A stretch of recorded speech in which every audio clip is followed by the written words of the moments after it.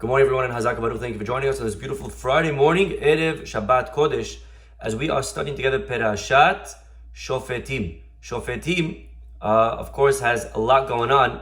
Today, I would like to fast forward to chapter 20.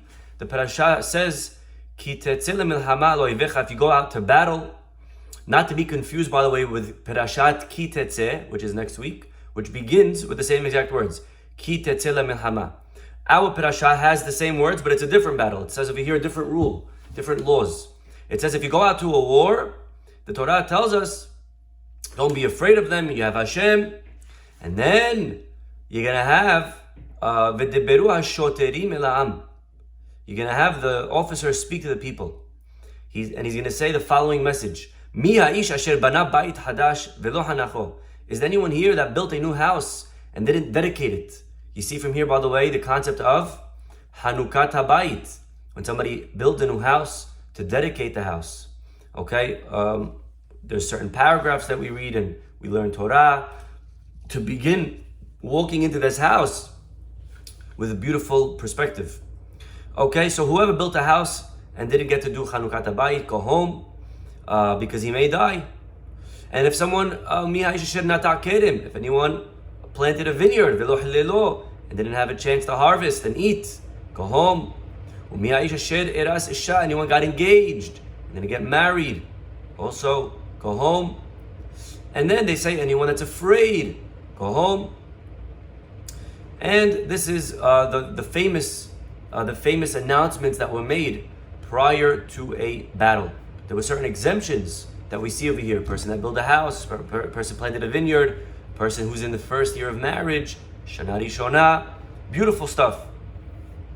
I saw over here one time a really powerful, beautiful chidush that I'd like to share with you, and I think you'll appreciate it.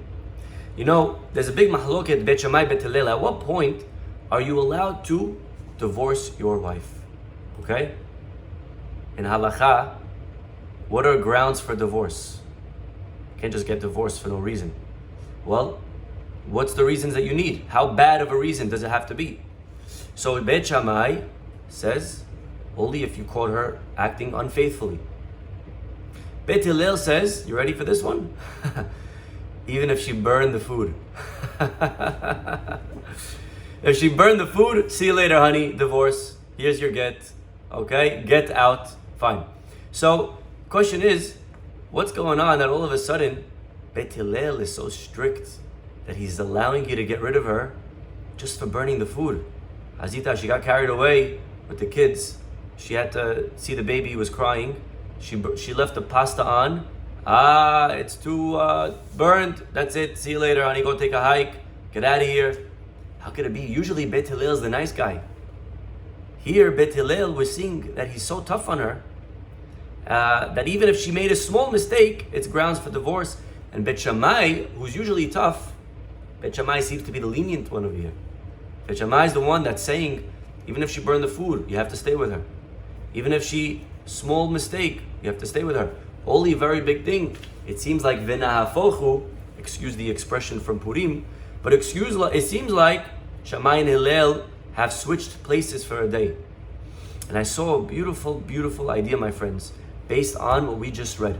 You know, this idea that if you're new house, you should go home.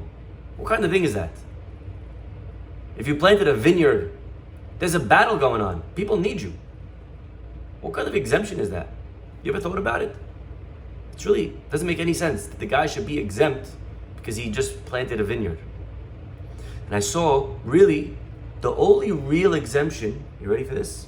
The only real exemption when you're going out to battle is the guy who's afraid. The fourth guy. Remember we saw about 3 people and then we saw a 4th guy. If you maybe you forgot. Anyone that's afraid, soft heart. Now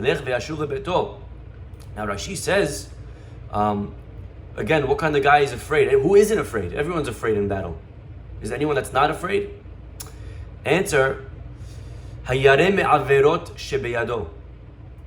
Yossi, we're talking about a fellow not who's afraid of battle. He's afraid of his sins, and he thinks that because of his sins, he won't have the protection necessary on the battlefield. Such a guy should go home. So really, the only guy that should go home is the guy who sinned. The guy who sinned, but the problem is like this, it's a catch-22. Because imagine you get up, rabbi gets up, and he says, okay, everyone, I want everyone in shul who didn't sin last night, you could stay in the class. But if you sinned, then please leave. So now you see 4 guys getting up, right? Automatically, whoa, Joe, I didn't know you ever did those things, right? Now you see 4 guys getting up. Now you know they're sinners. So how are you gonna preserve the dignity and the identity of the sinners to save them from being embarrassed? Therefore, they also say, if you planted a vineyard, go home, and if you build a house, go home, and if you got married. So now you see 4 guys get up. You don't know. Maybe he's a sinner, or maybe he built a house. You don't know. Mabruk, Joe, on the house, or I can't believe you, Joe, you're sinning, right? You don't know which one to tell him. So you just preserve the dignity of even the choteh. You understand? Based on this, my friends, watch. Beautiful.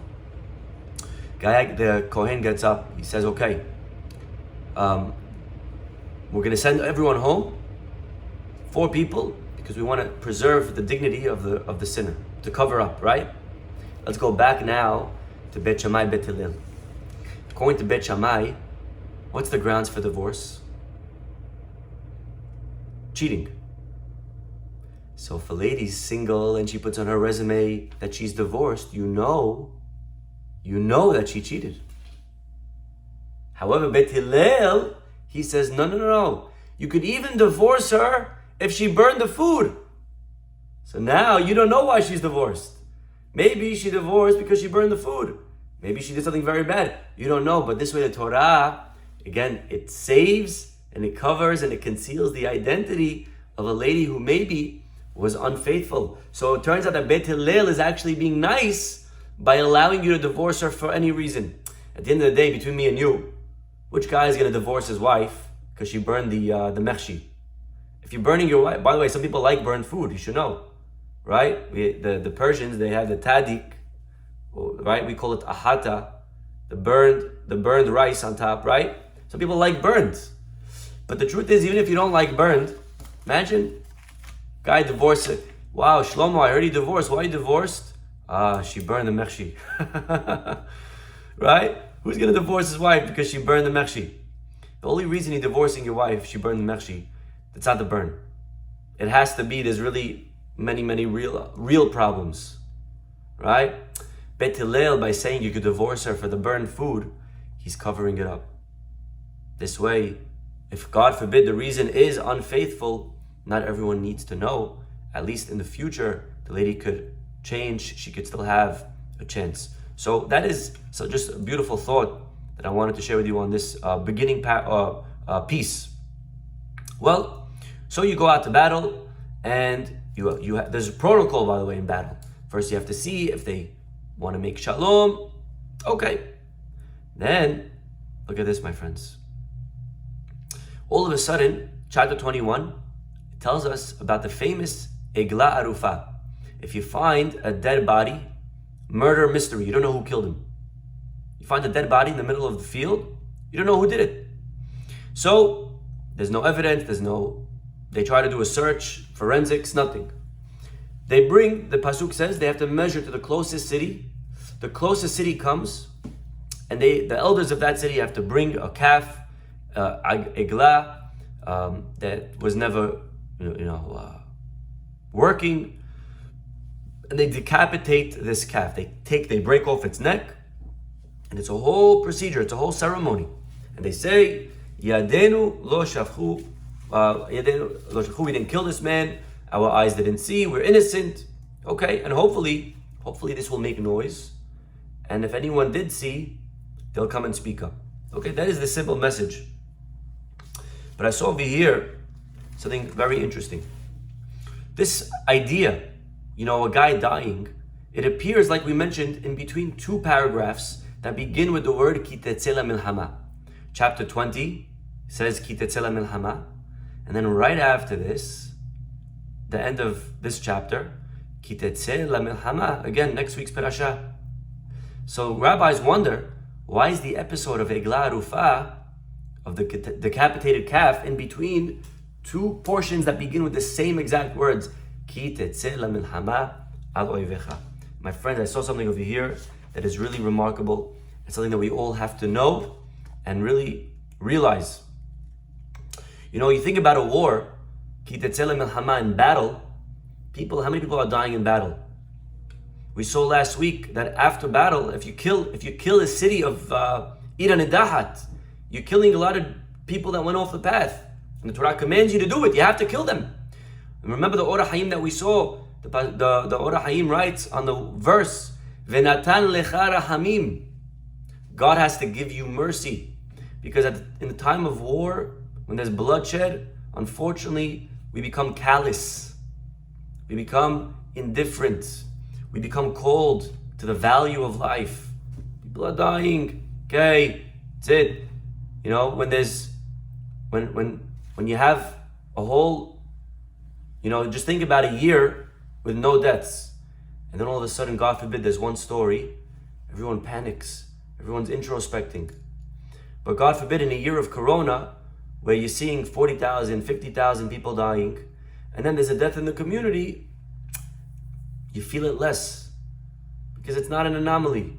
It's everyday occurrence. People are dying all the time. So it's very easy at a time of milhama to lose, and that the value of life should be depreciated. Yeah? It's simple. If you took a course in economics, supply and demand. The more of something that there is, the less it matters. When there's so much death, so life doesn't matter anymore. The value of one death, another guy dies, okay, it's just another one. 6 million Jews, okay, it became already a number. We don't even realize what that means. 6 million Jews. It's a number, it's just another statistic. So the Torah says, maybe, ki tetzeh milchama, you're going to be in the time of battle, and because you're battling, you're fighting, and you're witnessing in the battlefield all day long, you're seeing people dead. So you say, okay, you found another dead guy in the field. Okay, so, what's the chidush? I just saw 1 million dead people in the field. What's one guy? What does one guy matter? The Torah says, no. Has v'shalom, to think like that. We can never lose the appreciation of the value of life. And therefore, even one dead guy, make sure you do this whole ceremony. I can understand you do the ceremony when it's time of peace. Says the Torah, no. I'm going to put this episode in the middle of 2 paragraphs that begin with the words, Ki tetzeh milchama. Even when people are dying left and right, and you saw so many people at war and soldiers, sometimes the soldiers, you could lose, again, the value of human life. It's no longer impressionable. Therefore, the Torah is teaching us, even in between wars, every single soldier is valuable. Every single life is valuable. Whatever we could do to save one person is worth it. Even if it's one dead person, we have to mourn that extra person. No such thing as, 100. We don't round up a life. 100 lives, 110, okay, whatever, round. We don't round. Every life is super important. And really, I know, thank God none of us are really killing all day, but this is really the Yetzer Hara's tactic. As people, we live in the extremes. A lot of times, it's all or nothing. So I'll give you an example. Sometimes you're praying the Amidah, and all of a sudden, you don't know how, but you got up to Modim. Ever happened to you? Oh wow, I'm bowing down again already? Okay, I guess it must be. Right? The back doesn't lie, the neck don't lie. If I'm bending, it must be. Right? So we lose kavanah. And then what happens? Okay, I'm at the end. I may as well just, Yetzer Hara convinces us, all right, you missed already, 14, 15 brachot without kavanah. Just wrap this one up without kavanah. Mincha time, you'll pray with kavanah. Mincha time, right? And we round up. We chip away. Instead of saying, 1 second, you're right, I lost 16 brachot, but I have 3 more. Let me utilize the 3 brachot that I have. How many people, my friends, they reach their older years and they say, I wasted so much time in my life. And the Yetzer Hara convinces them, all right, I guess learning's not for me, Gemara's not for me, Chesed's not for me. I wish I started when I was 30, but it's too late. I'm already 50. I'm already 60. I'm already late into the Amidah. I'm already late into the game. And so many people are dying already. I already killed so much time. God's not going to really be impressed if I salvage a year or two. Because anyways, I killed 70, I killed 80. So what is another 1 or 2 years? Don't matter. And so we kill another one, we kill another two. So Torah says, what are you talking about? Even a halal, even one dead guy in the middle of a war zone. Millions of people are dying. But every life is precious. Every day is important. We have to realize, my friends, that Elul is a very interesting time. It's the end of the year, so we're getting ready for the new year, and we know Rosh Hashanah is coming up. We know that we have to start improving. But you know what that also does, by the way? I feel like psychologically, a person could say, you know what? The new year, I'll start over fresh. Let me just finish this year. Let me just finish eating what I'm eating. Let me just keep with my lifestyle. Right? How many times a person wants to jump onto the bandwagon of the Daf Yomi? All right, I'm going to go, I'm going to learn Daf Yomi, I'm going to start doing. When's the next Masechet begin? Okay, I'll join you then. That's a very big mistake, by the way. You should know that in life, the secret to success is start today. If you have a Rosh Hashanah resolution, start it today. The resolution needs to be now. Because you know what? If you push it off in 2 months, 2 weeks, I'll start. Guess what? I promise you, in 2 weeks, we'll do it for a day or two, and then we'll push it off, because we're training ourselves to push it off. It's very, very dangerous and bad behavior. Really, start now. You want to jump in the daf? They're in the middle of Ketubot. Why? Let me start next Masechet. No! Start right now. Middle of a Masechet. So much so that they say a story. There's a boy in yeshiva, and I believe it's Rav Chaim Shmulevitz that says this story. My friends, a very powerful story. Listen to the story, and then we'll end for today. Rav Chaim Shmulevitz, he says, I think it's him. There's a boy in the yeshiva, and middle of lunch, what do you guys talk about in lunchtime? The Yankees, the US Open, right? In yeshiva, what do they talk about? They talk about Torah. So the boys at lunchtime, they're sitting down, they're discussing Torah matters, and all of a sudden, a very smart kid, he was asked a question and he didn't know the answer to it. And then all of a sudden, another kid said, what do you mean? It's Tosafot on this and this page. Simple Tosafot. Everyone knows Tosafot.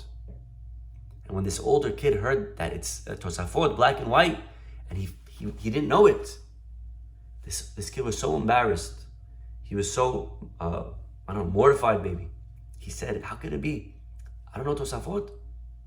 My friends, Rav Chaim Shmulevitz records that this boy in the middle of the meal, middle of lunch, he got up, he left the dining room, and he hibernated for 7 years, studying Gemara, Gemara, Gemara. Nothing but Gemara. For 7 years straight, till he became a baki, till he became very fluent and very knowledgeable.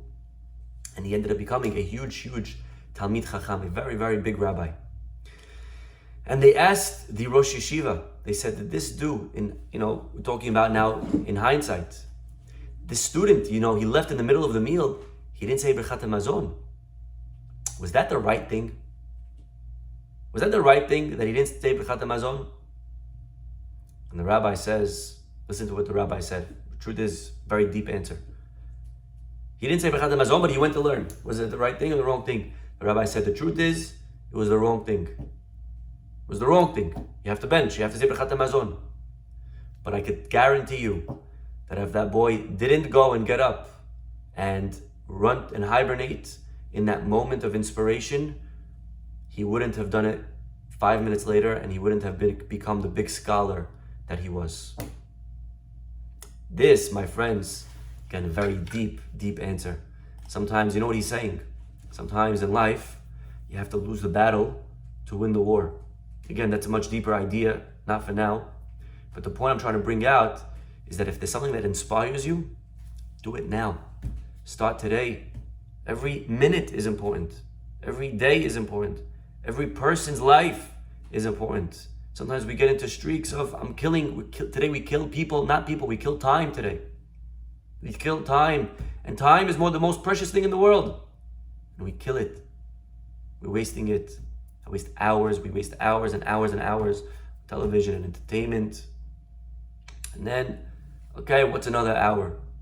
I'll learn for a half hour. Big whoop. What's a half hour going to do for me? It's not like I'm learning for 15 hours a day. If I'm learning 15 hours a day, then a half hour maybe also is important. But for a guy who's killing so much time, okay, I'll kill another half hour. Big deal. Says the Torah. This is the point. We're placing this episode of Egla Arufa right here in the middle of a time where people are dying, where you're killing people. Ki tetzela milchama. And then another time, ki tetzela milchama. And right in between is the sandwich, remembering and reminding us that even though everyone's dying, always appreciate even one person. You have to always appreciate every single person. Everyone is precious. Everyone is important. And I think with this, by the way, we understand why. You ready for this? We understand Yaakov Avinu, the last thing that he learned with his son, what was it? Yosef, was this right here. Egla Arufa, our rabbis tell us, it was the last thing that he taught him. What's the significance? Was it random by mistake? No mistakes. I think Yaakov Avinu was teaching his son Yosef. Maybe through prophecy he saw Yosef one day is going to be a big rabbi. He's going to be a big leader. He's going to be viceroy, king of the world. And sometimes as a king, we're dealing with big things. We forget about the small people. We forget about the one or two guys. And Yaakov Avinu was teaching his son Yosef. Yosef, you're about to become big. You're about to go out and be the leader of a nation of the world. And even though you're a nation, you're the emperor of a mighty nation, remember that every single person is important. Egla Arufa. That is the message, my friends. We'll stop over here.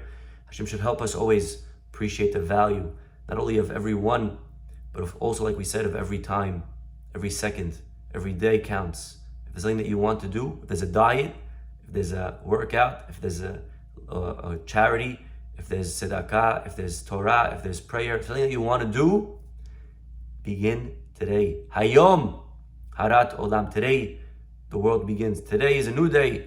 Begin today. Don't wait for tomorrow. We'll stop over here, everyone. Have a wonderful, wonderful day. God willing, we'll see you all next week. Shabbat shalom. Bye-bye.